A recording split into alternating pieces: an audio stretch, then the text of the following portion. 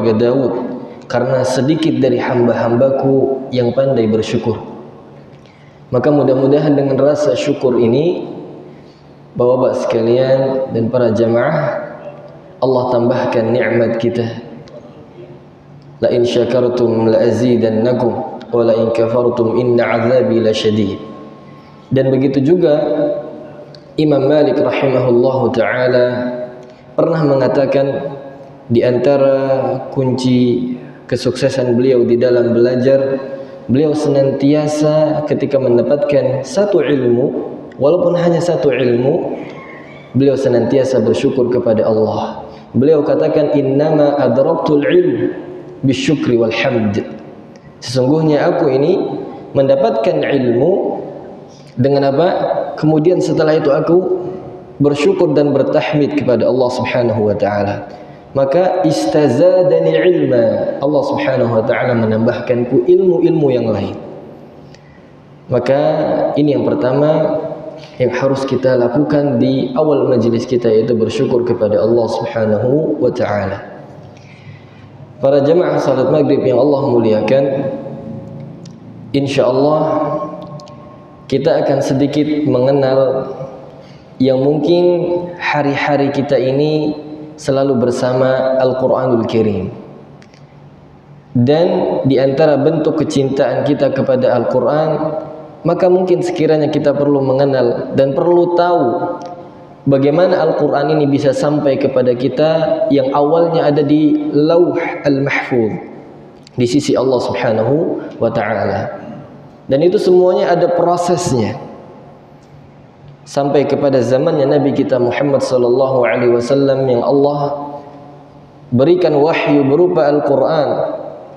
Kemudian Rasul kita sallallahu alaihi wasallam mendakwahkannya dan terus didakwahkan hingga Al-Quran itu bisa kita lihat dalam bentuk lembaran mushaf, bisa kita dengarkan, bisa kita pelajari, dan bisa kita nikmati.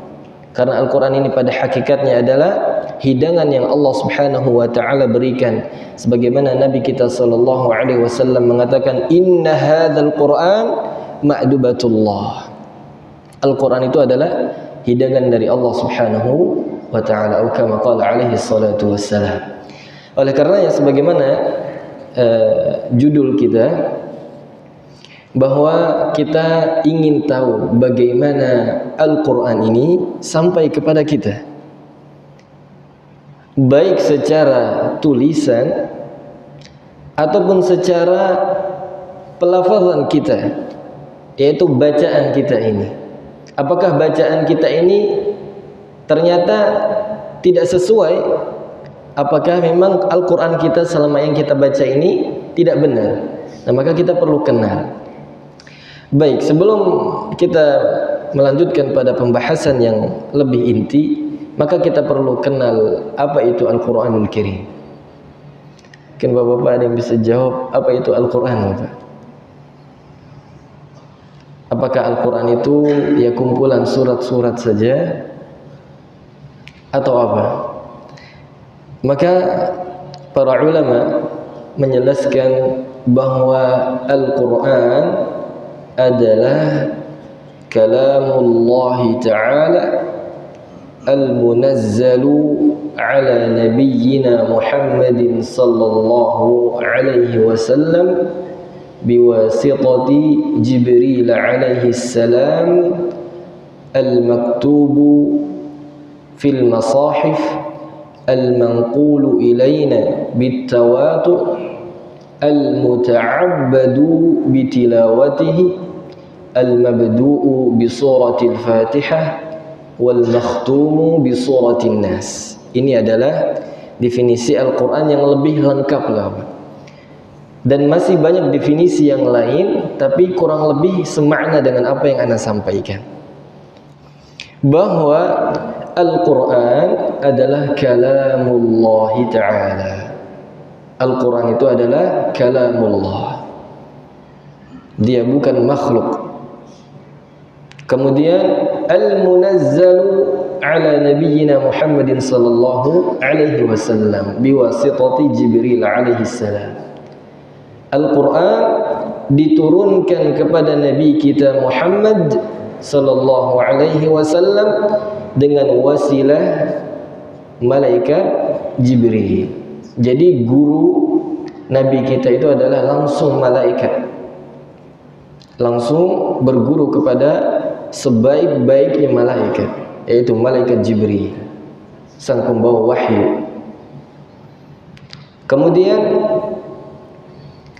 al-manqulu atau al-maktubu fil masahif, yang tertulis di dalam lembaran-lembaran. Jadi kenapa dibilang mushaf? Karena apa?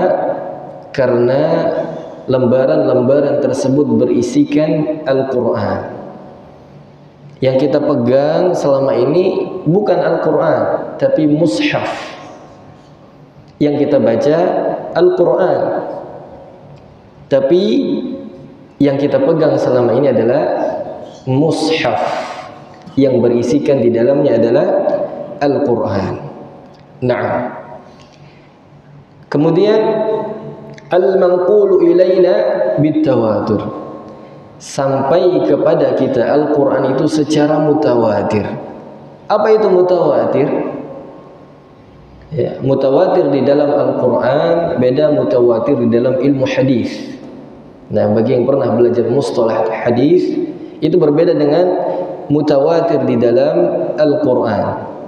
Bahwa para ulama menjelaskan mutawatir itu huwa ayyatiyal khabaru min adadin minal ashkhas yastahilu aqlan ay yattafiqu jami'an 'ala al-kadhib wa dhalika min awwali sanad ila akhirih. Yang disebut dengan mutawatir para jemaah sekalian, yaitu suatu periwayatan yang diriwayatkan dari satu generasi ke generasi yang berikutnya, yang mana mustahil secara akal bahwa semua generasi tersebut, misal kita katakan generasi sahabat, mustahil kita katakan generasi sahabat itu mereka berdusta secara sepakat. Mereka itu sepakat berdusta meriwayatkan Al-Quran ini, dan itu mustahil, nggak mungkin. Min awalis sanadi ila akhirih, dari awal sanad itu, dari satu ayat sampai ayat yang terakhir, itu mustahil para sahabat itu berdusta. Dan kita meyakini para sahabat itu adalah mereka al-udul, ya, mereka pasti adil orangnya. Dan itu keyakinan kita di dalam akidah. Nah, walaupun mereka pasti salah. Dan itulah yang disebut dengan mutawatir. Maka Al-Quran ini, jemaah sekalian, betul-betul terjaga dari zamannya Nabi kita sallallahu alaihi wasallam, dijaga oleh satu generasi emas, yaitu para sahabi al-jalil radhiyallahu anhum wa ardah. Kemudian dijaga oleh generasi yang emas berikutnya, yaitu para tabi'in, dan seterusnya hingga kepada kita. Jadi sudah jelas Al-Quran itu nggak mungkin salah. Dan itu Allah sudah janjikan Al-Quran itu akan terjaga. Sebagaimana ayat yang sangat ma'ruf di surah Al-Hijr, inna nahnu nazzalna dzikra wa inna lahu lahafizun. Dan itu Allah sudah jaga betul bagaimana turunnya Al-Quran, sampai para syaitan pun, para jin itu mereka tidak bisa mengusik yang namanya Al-Quran. Allah sebutkan di surah Al-Jin, wa anna lamasna as-samaa'a fawajadnaha mul'at harasan shadida wa shuhuba wa anna kunna naq'udu minha maq'ida lis-sam' faman yastami' al-ana yajid lahu shihaban rasada. Dan kami dulu, kata jin, para jin ini ingin sekali tahu kabar dari langit, tapi kami dapatkan banyak sekali para penjaga yang luar biasa kuatnya, luar biasa ketatnya. dan mereka membawa panah-panah api. Wa anna kunna naq'udu minha maq'ida lis-sam'. Dan dulu kami juga ingin sekali duduk di langit itu, ingin mendengarkan kabar langit. Maq'ida lis-sam'. Faman yastami' al-an yajid lahu shihaban rasada. Tapi sekarang kata Allah Subhanahu wa taala, mereka sudah enggak bisa mendengarkan itu. Kenapa? Karena mereka telah dijaga oleh para malaikat dan para tentaranya Allah Subhanahu wa taala, di antaranya adalah bintang-bintang. Nah, begitu luar biasanya Allah Subhanahu wa taala jaga Al-Qur'an ini. Begitu juga Allah jaga dengan adanya para penghafal Al-Qur'an di muka bumi ini yang Allah pilih. Tsumma awrasna al-kitaba alladzi nastafaina min ibadina. Kemudian kami wariskan Al-Qur'an ini kepada orang-orang yang kami pilih. Jadi begitulah Allah Subhanahu wa taala menjaga Al-Qur'an, dan itu sampai kepada kita. Nah, kemudian definisi Al-Qur'an apa? Al-muta'abbadu bitilawati. Membacanya apa? Ibadah. Membacanya apa? Ibadah. Maksudnya membacanya adalah ibadah. Itu bisa kita baca ketika kita salat. Berbeda dengan hadis qudsi misalnya, yang itu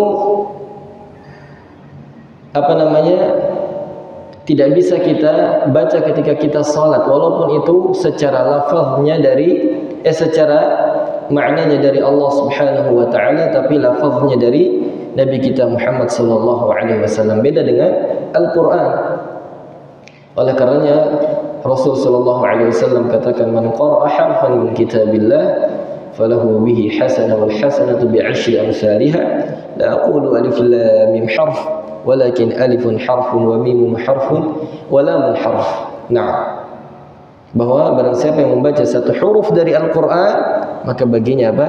Satu kebaikan, dan satu kebaikan dilipatkan menjadi 10 kebaikan dan seterusnya. Nah, kemudian al-mabdu'u bi surati Al-Fatihah, yang dimulai dari surah Al-Fatihah, dibuka dari surah Al-Fatihah dan ditutup dari surah An-Nas. Nah, inilah definisi Al-Quran.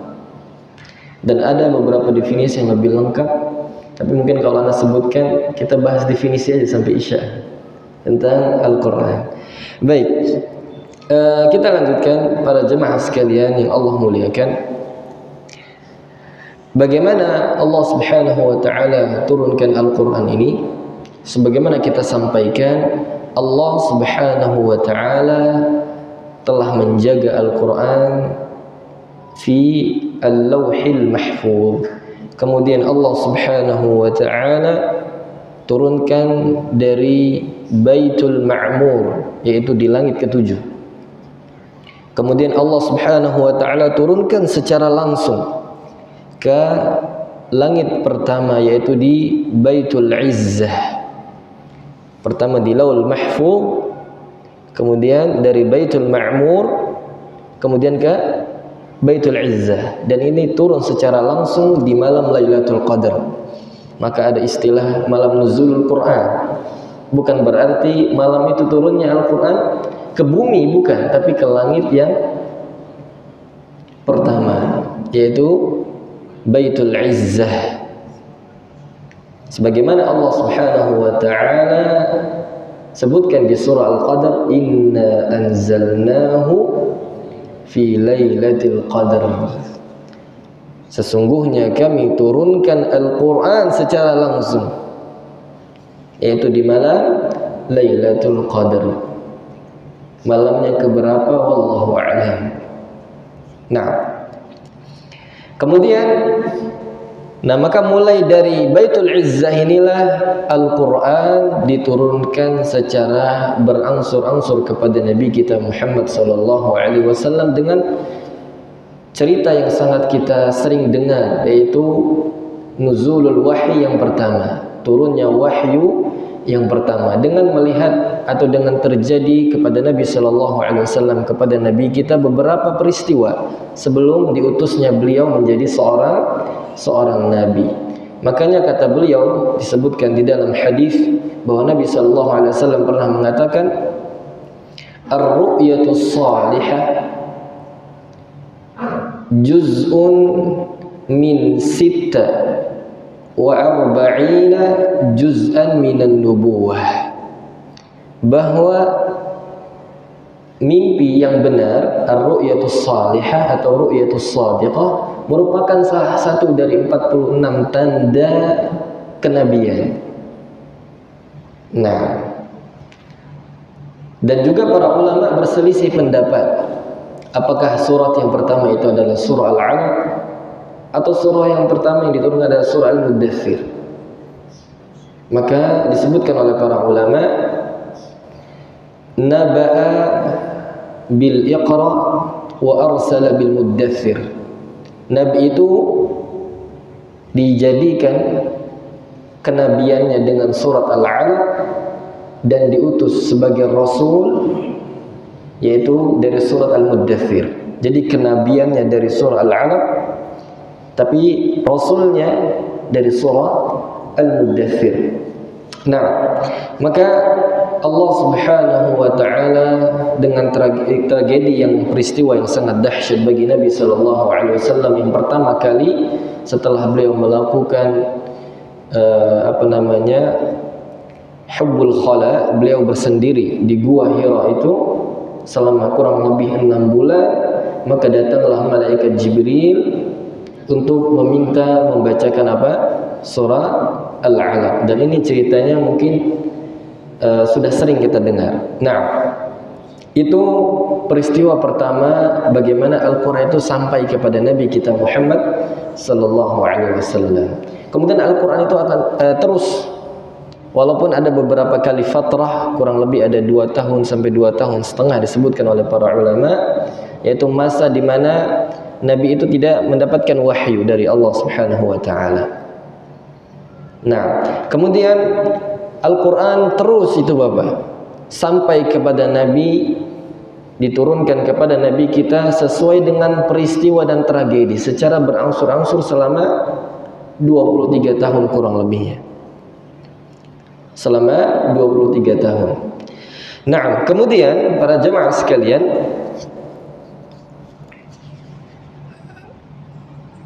Al-Quran setelah ada pada diri Nabi sallallahu alaihi wasallam, maka Nabi pun langsung menyampaikannya kepada para sahabat radhiyallahu anhum wa ardah. Nah, maka inilah yang menjadi pembahasan kita insyaallah taala pada kesempatan kali ini, yaitu bahwasanya Al-Quran itu sampai kepada kita melalui 2 cara Bapak. Yang pertama maktub, al-maktub secara tulisan. Yang kedua al-mantuq secara pengucapan. Jadi Al-Quran itu yang sampai kepada kita ya, yaitu secara tulisan dan secara pengucapan. Adapun secara pengucapan, ini sudah jelas bahwasanya ketika turunnya wahyu, Nabi langsung sallallahu alaihi wasallam talaqikan kepada para sahabat, dan para sahabat mereka langsung belajar dari mulutnya Nabi secara musyafahah tadi, yaitu dari mulut ke mulut, maksudnya langsung berhadapan. Maka langsung benar itu Bapak, tajwidnya dan seterusnya. Jadi udah nggak ada koreksi lagi. Nah, semuanya fasih. Sebagaimana yang kita dengar dari para ulama-ulama kita atau masyayikh kita yang membaca, yang kita dengar di Murattal misalnya. Dan itu langsung fasih yang sampai kepada para sahabat. Kemudian dari para sahabat terus diwariskan kepada para tabi'in, kemudian kepada tabi'ut tabi'in, dan seterusnya hingga sampai kepada kita dengan silsilah sanad.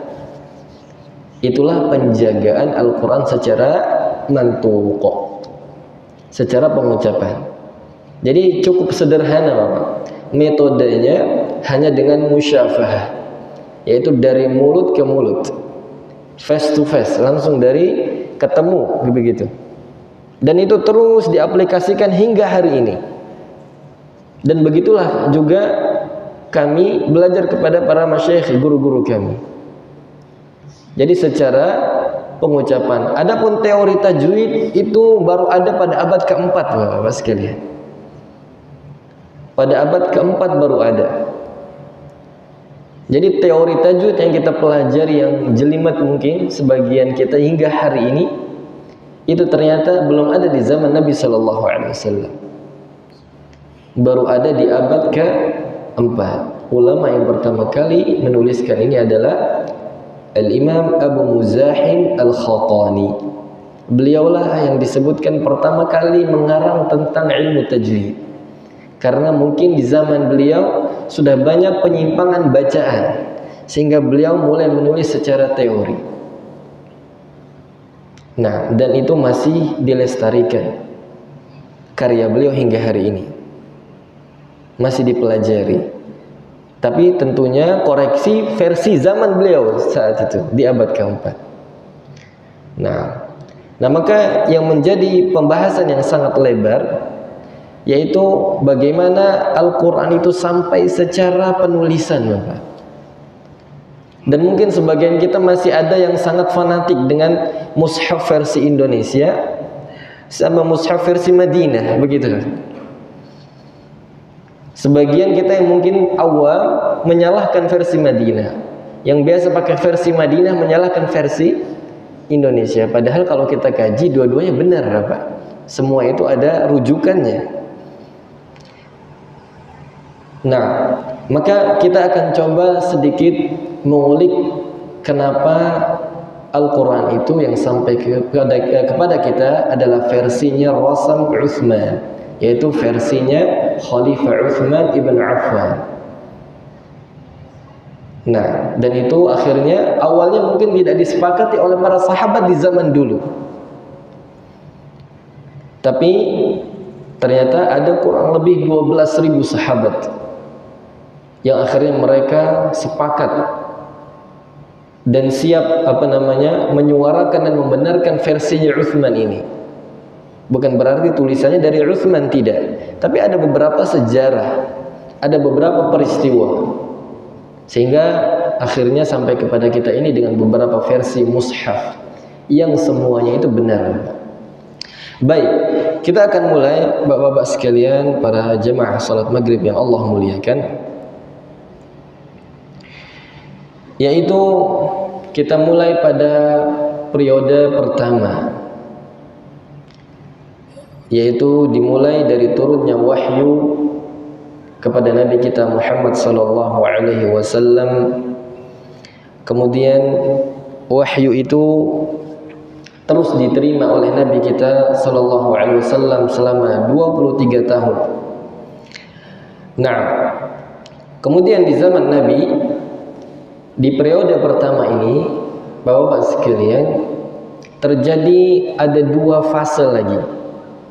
Di periode pertama ada dua fase. Fase pertama adalah al-hifdhu fis sudur.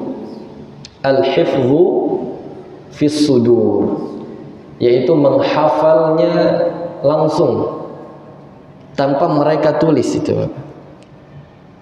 Nah, itu fase yang pertama. Nah, kemudian fase yang pertama ini yaitu menghafal langsung, karena memang Nabi kita sallallahu alaihi wasallam itu adalah orang yang ummi, la yaktubun wa la yaqra'un. Mereka itu dulu di zaman Nabi kita, termasuk Nabi kita juga, banyak sekali orang-orang Arab dulu mereka itu ummi. Makanya Allah sebutkan di dalam Al-Quran di surah huwa alladhi ba'atha fil ummiyina rasula. Al-Jumu'ah. Allah Subhanahu wa ta'ala mengutus Rasul kepada orang-orang yang ummi. la yaktubun wa la yaqra'un. Mereka nggak bisa baca dan nggak bisa apa? Menulis, buta baca tulis. Maka kebiasaan orang-orang dulu, mereka itu sejak zaman nenek moyang mereka, karena mereka itu memang ummi, mereka itu membiasakan diri menghafal, sampai nasab pun mereka hafal Bapak. Maka nggak asing kalau sampai sekarang itu terjaga. Kenapa? Mereka menghafal, karena mereka terbatas dengan menulis dan membaca.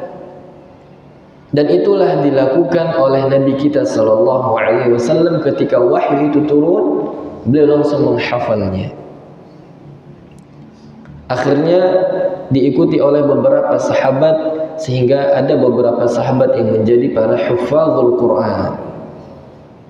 Ya, disebutkan kurang lebih ada 7, bahkan ada lebih, ada belasan atau puluhan sahabat yang mereka langsung menghafalnya dan mampu untuk menghafalkan Al-Quran. Nah, ini fase pertama. Fase yang kedua, ya, fase yang kedua bahwa ini terjadi di zaman Nabi kita sallallahu alaihi wasallam juga, yaitu al-hifdzu fis sutur. Mereka menjaganya tapi dengan tulisan mereka. Dengan apa? Dengan tulisan. Tulisan di batu, di pelepah kurma, di tulang unta dan seterusnya. Itu dilakukan oleh para sahabat, dan Nabi dulu melarang untuk para sahabat itu menulis sesuatu apapun kecuali Al-Quran. Walaupun para sahabat juga menulis hadis, dan itu nanti ada kaitannya dengan sejarah bagaimana hadis itu sampai kepada kita juga ada itu. Jadi Nabi SAW mengatakan kepada para sahabat, la taktubu anni ghairal Quran, wa man kataba ghairal Quran falyamhu.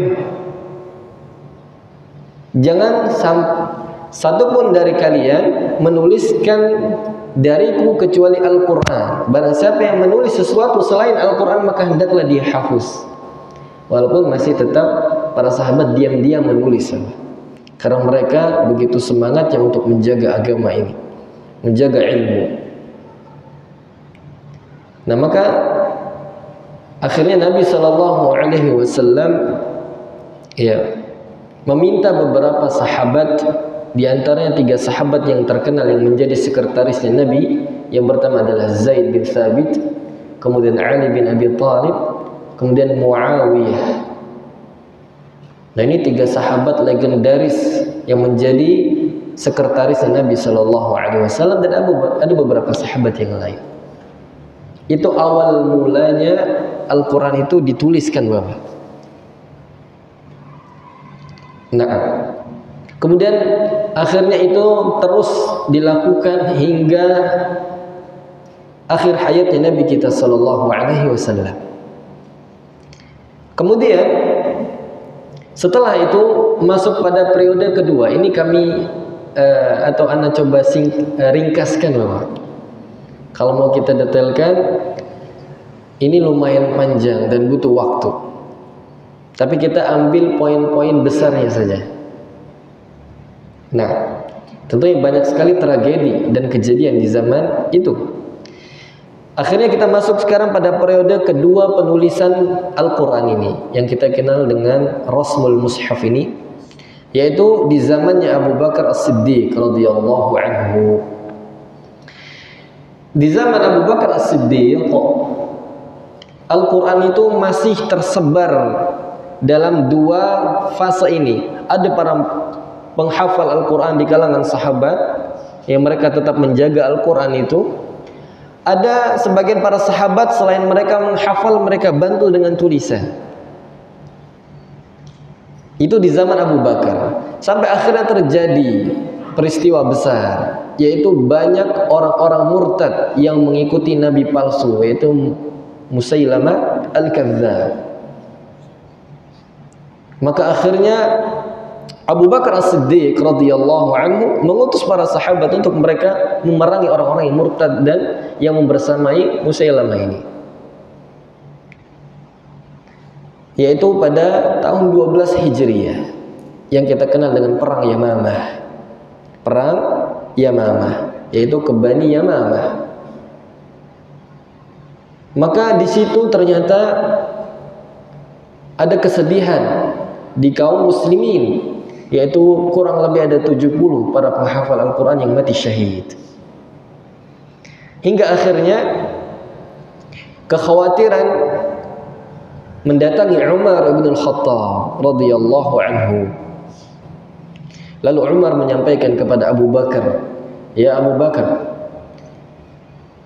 kalau peristiwa ini tidak kita tanggapi, ya, ini kurang lebih semakna dengan cerita ini dikisahkan di dalam Sahihul Bukhari, ya. Atau kalau tidak kita kumpulkan Al-Quran ini menjadi satu mushaf, maka dikhawatirkan Al-Quran ini akan hilang dari kaum muslimin." Karena 70 penghafal di kalangan sahabat itu banyak, bukan jumlah yang sedikit. Kalau kita sekarang, ya mungkin penghafal Qur'annya hilang, mushafnya sudah terjaga. Kalau dulu sulit, apalagi masih terhambur di para sahabat. Belum ada yang istilahnya, belum ada yang tahu nyatu menulis satu Al-Quran, belum ada yang tahu. Maka kata Abu Bakar merasa berat melakukan hal ini. Beliau katakan, "Kaifa af'al lam yaf'al bihi Nabi sallallahu alaihi wasallam." Wahai Umar, bagaimana aku lakukan ini yang ini tidak pernah dilakukan oleh Nabi sallallahu alaihi wasallam? Maka Umar berusaha terus membujuk dan terus memberikan pendapat atas apa yang beliau ingin ikhtiarkan ini. Maka akhirnya Abu Bakar pun menerima apa yang dikatakan oleh Umar ibn Al-Khattab radhiyallahu anhuma. Setelah itu Abu Bakar menyuruh Zaid bin Thabit yang merupakan sekretaris unggulnya Nabi sallallahu alaihi wasallam, ya, untuk apa? Menuliskan dan mengumpulkan semua tulisan yang ditulis oleh para sahabat saat itu dan mengumpulkan para penghafal Al-Quran agar Al-Quran ini bisa dikumpulkan menjadi dalam satu mushaf. Nah, dan Zaid juga mengatakan hal yang sama. "Ya Abu Bakar, ya Khalifah, kaifa af'al lam yaf'al bihi Nabi sallallahu alaihi wasallam?" Bagaimana aku menulis sesuatu yang tidak pernah dilakukan oleh Nabi sallallahu alaihi wasallam? Dan terus akhirnya dibujuk sampai akhirnya Zaid pun mau. Akhirnya Zaid mengumpulkan para penghafal, kemudian lembaran atau tulisan yang dalam bentuk apapun itu dikumpulkan. Sampai akhirnya di zaman Abu Bakar terkumpullah menjadi satu mushaf yang dikenal dengan suhufnya Abu Bakar. Jadi dulu zaman Abu Bakar bukan mushaf namanya suhuf. Suhufnya Abu Bakar. Kemudian setelah kekhalifahan Abu Bakar As-Siddiq selesai, kemudian suhuf ini dipindahkan ke tangannya Amirul Mukminin yang kedua, yaitu Umar bin Al-Khattab radhiyallahu anhu. Kemudian ternyata tidak ada kejadian yang mungkin sampai Al-Quran ini perlu dimodifikasi lagi. Dan itu ternyata masih terjaga di zaman Umar. Dan terus ketika selesainya kekhalifahan Umar, suhuf ini dialihkan kepada anaknya Hafsah bintu Umar ibn Al-Khattab dan terus dijaga. Nah, sampai akhirnya ada kejadian yang besar, yaitu di zamannya Utsman ibn Affan radhiyallahu anhu. Maka di zaman inilah terjadi peristiwa yang sangat dahsyat, ya, yaitu ketika pembebasan wilayah saat itu sangat meluas sekali dan banyak sekali kaum muslimin yang mereka itu memang berbondong-bondong terus belajar, dan orang-orang yang bukan muslim mereka mu'allaf. Jadi mu'allaf dan terus belajar dengan beberapa sahabat yang ada saat itu yang sudah diutus untuk mengajarkan Al-Qur'anul Karim. Nah, tapi ketika saat itu ada suatu momen yang para sahabat itu berkumpul. Akhirnya satu sahabat dengan sahabat yang lain meminta dibacakan Al-Qur'anul Karim. Walaupun ini sebenarnya sudah terjadi di zaman Umar ibn al-Khattab, dan itu ada diriwayatkan di dalam kitab-kitab hadis bagaimana waktu itu ada seorang sahabat membaca surat Al-Furqan yang berbeda apa yang dibaca Umar kepada Nabi sallallahu alaihi wasallam. Dan saat itu Umar ada di belakangnya, jadi makmum salatnya. Sampai akhirnya kata Umar, sampai-sampai aku ingin mencekiknya dan membunuhnya. Tapi beliau bersabar. Setelah sholat diambil ridanya, salnya itu diikat di leher, ditarik Bapak, dibawa kepada Nabi Shallallahu Alaihi Wasallam. Ini di zaman Nabi sudah ada. Lalu Umar mengatakan, ya Rasulullah, dia membaca surah Al-Furqan. Ini tidak disebutkan suratnya, ayatnya yang mana, dan itu berbeda dari apa yang aku baca. Maka Nabi bertanya kepada sahabat ini, coba engkau baca apa yang kau baca tadi. Maka hakaza unzil, beginilah Al-Quran ini turun, benar apa yang dia baca. Ya Umar, coba engkau baca. Umar baca, ternyata hakaza unzil, begitulah Al-Quran itu turun. Jadi sama-sama di zaman Nabi pun ternyata Nabi membaca dengan variasi bacaan yang berbeda kepada sahabat ini dan Umar. Dan ini ternyata lebih dahsyat lagi Bapak-bapak sekalian dan para jamaah, yaitu di zamannya Utsman, di mana Nabi sudah nggak ada tempat untuk merujuk Bapak. Sampai para sahabat itu mengkafirkan satu dengan yang lainnya. Ini berat ini, masalah mengkafirkan. Kenapa? Karena berbeda qiraah dan berbeda guru. Karena satu sahabat mungkin versinya orang Kufah begini, versinya negeri Syam yang diutus sahabatnya begini, kemudian ke Madinah, ke Mekkah, kemudian ke Basrah. Ini beberapa wilayah yang memang diutusnya para sahabat, tapi ternyata murid-muridnya ketika bertemu berselisih dan saling mengkafirkan. Nah, maka akhirnya diutuslah dikirimlah surat kepada Khalifah Utsman ibn Affan atas kejadian ini. Akhirnya Utsman radhiyallahu anhu, beliau meminta suhufnya Abu Bakar untuk dikirim kepada beliau, dan akhirnya dipanggillah beberapa sahabat senior sekretarisnya Nabi sallallahu alaihi wasallam dan beberapa sahabat yang lain. Yang ini tentunya masih panjang Bapak, sebenarnya ada kejadian-kejadian yang lainnya, tapi kita singkat. Maka akhirnya di zaman Utsman itu terjadi, kalau di zamannya Abu Bakar para ulama mengatakan jam'ul Quran, terkumpulnya Al-Quran dalam satu suhuf tadi. Tapi di zamannya Utsman terjadi naskhul Quran, yaitu penghapusan dan pembakaran beberapa mushaf yang ada. Tujuannya apa? Agar para kaum muslimin saat itu punya satu rujukan saja yang disebut dengan mushaful imam. Maksudnya mushaful imam ini adalah mushafnya yang sudah disusun oleh Utsman dan beberapa sahabat yang lain. Nah, jadi terjadinya apa? Naskhu Al-Quran, yaitu penghapusan beberapa mushaf yang ada, yang variasinya berbeda. Kemudian Utsman menjadikan satu mushaf induk, yang mana setiap mushaf yang ada yang berselisih dengan rasamnya Utsman, versinya Utsman ini, maka mushaf itu tertolak Bapak. Walaupun secara periwayatan itu benar, tapi kalau tidak sesuai dengan rasamnya Utsman, maka dia tertolak. Maka itu termasuk dari qiraah syadzah. Ya.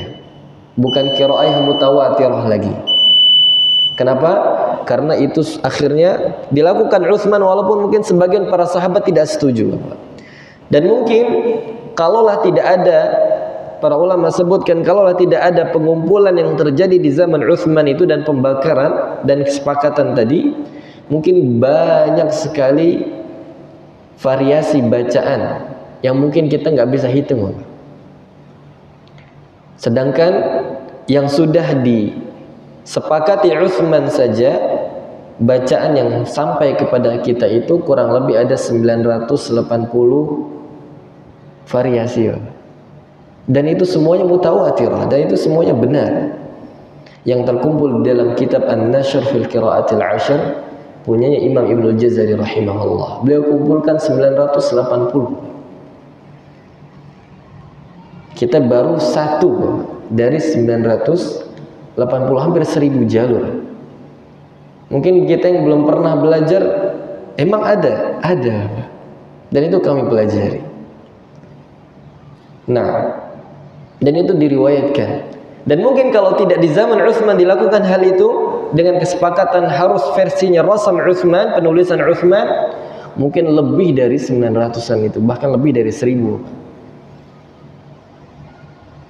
Nah, maka akhirnya di zaman Utsman terjadi naskhul Quran tadi, sehingga menjadi satu mushaf induk. Dari satu mushaf itu akhirnya dibuatkan beberapa mushaf yang lain yang dikirim ke kurang lebih, ada yang mengatakan 5, ada yang mengatakan sampai 8 negara. Di antaranya adalah Kufah, kemudian Syam, Basrah, Madinah, Mekkah, Yaman, kemudian ada yang mengatakan Bahrain dan wilayah yang lainnya. Kurang lebih ada yang mengatakan 8, 7, 6, 5. Ke wilayah-wilayah inilah akhirnya mushaf induk itu dikirimkan. Maka dari situlah akhirnya muncul beberapa para a'immatul qiraah, yaitu para ulama Al-Quran dari setelah dikirimnya beberapa mushaf induk itu. Di antaranya nanti ada Imam Hafiz An-Asim, bacaan yang kita baca, Bapak. Itu kita ini ngikut bacaan orang-orang Kufah. Kita ini mazhabnya Syafi'i, mengakunya Syafi'i, tapi kita nggak membaca qiraatnya Imam Syafi'i. Padahal Al-Imam Syafi'i, beliau tidak membaca pakai riwayat Hafiz, apa? Berarti kita belum setia seutuhnya. Kenapa? Karena hanya ikut mazhabnya, tapi kita nggak pernah belajar bagaimana qiraahnya Al-Imam Syafi'i. Nah, bagaimana qiraahnya Imam Malik, gurunya beliau. Nah, ini yang mungkin sangat asing dan sangat jarang sekali dikaji. Mungkin kita kenal dengan ulama ahli hadis. Mungkin kalau Anda suruh sebutkan 5, wah semuanya bisa jawab, selain Bukhari dan Muslim misalnya. Mungkin masih bisa yang menjawab. Tapi kalau sebutkan 3 saja imam qiraah, mungkin kita kenal Hafiz saja. Nah, padahal ada 20 imam qiraah yang harus kita ketahui, Bapak. Ini berkaitan dengan bacaan Al-Quran. Ini berkaitan dengan apa? Bacaan Al-Quran kita yang kita baca setiap hari. Nah, maka ini menjadi PR bersama, dan kita harus terus belajar, Bapak, bentuk kecintaan kita kepada Al-Quranul Karim. Dan karena Al-Quran ini sangat mulia sekali, maka mudah-mudahan insyaallah kalau Allah mudahkan, kita akan mengenal siapa sosok seorang imam yang menjadi panutan bacaan kita ini. Padahal beliau ini orang Kufah. Kita ini ikut mazhabnya Kufah dalam bacaan Al-Quran dan mazhabnya Syafi'i. Begitu. Padahal Imam Syafi'i merujuk kepada bacaannya Al-Imam Ibnu Amir. Nah, itu nanti ada pembahasan yang lain lagi, Bapak sekalian. Maka ini sedikit beberapa fase bagaimana Al-Quran itu sampai kepada kita secara pengucapan yang dijaga secara silsilah sanad, adapun secara penulisan yang akhirnya kita merujuk dari zamannya Utsman ibn Affan setelah terjadi peristiwa besar itu yang akhirnya sampai kepada kita. Walillahil hamd. Dan mungkin itu yang dapat Anda sampaikan. Mudah-mudahan sedikit memberikan gambaran bagaimana Al-Quran sampai kepada kita. Wassallallahu ala nabiyyina Muhammad wa ala alihi wa sahbihi ajma'in. Wa akhiru da'wana alhamdulillahi rabbil alamin. Akhirul kalam, assalamualaikum warahmatullahi wabarakatuh.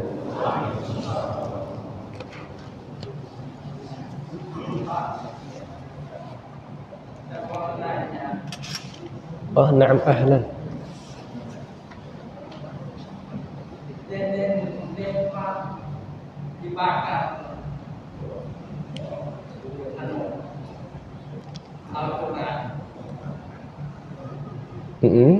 Apa?